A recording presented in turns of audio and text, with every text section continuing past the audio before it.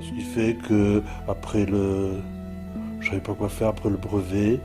Puis il y a des jeunes un jour qui sont passés. Là, elle était infirmière à Paris, lui aussi, à l'hôpital de Villévrard. Et puis ils ont bu un coup, c'était au mois de juillet. Puis tout d'un coup, elle dit, mais ce grand jeune homme là, qu'est-ce qu'il fait? Ben il attend, il attend.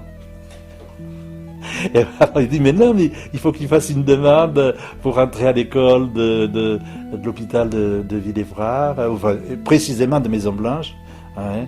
Et c'est ce que j'ai fait, je me suis retrouvé infirmier psychiatrique.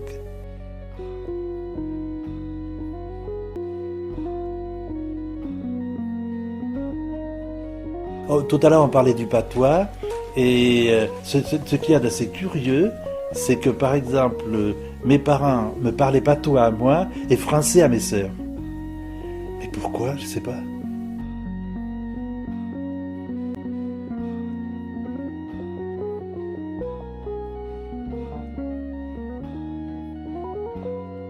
Je me suis endormi pendant des années, au bruit du marteau sur le sabot, et qui plus est, très tard souvent, le samedi soir, parce que les gens venaient à la messe chercher les sabots, et il fallait que le samedi soir... C'était la soirée la plus compliquée, en fait. La plus compliquée, oui, c'est ça, oui. Eh ben, ils travaillaient jusqu'à 3 heures du matin.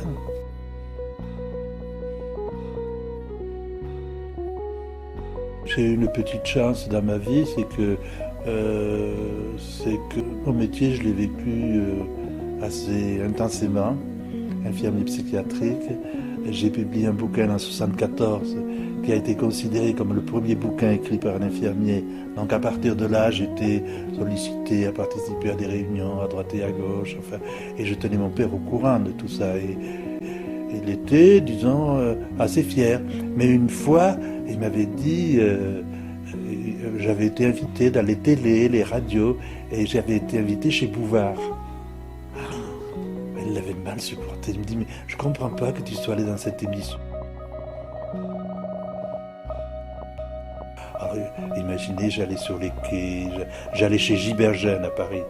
Cette espèce de cathédrale de livres. J'étais...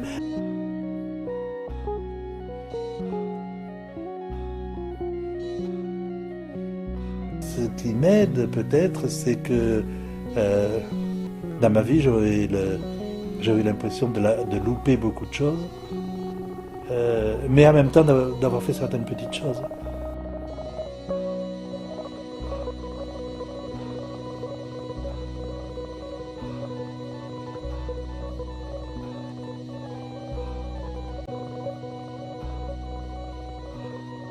Ça terminera ce bouquin, j'y tiens beaucoup, mais je sais pas encore à qui je vais m'adresser.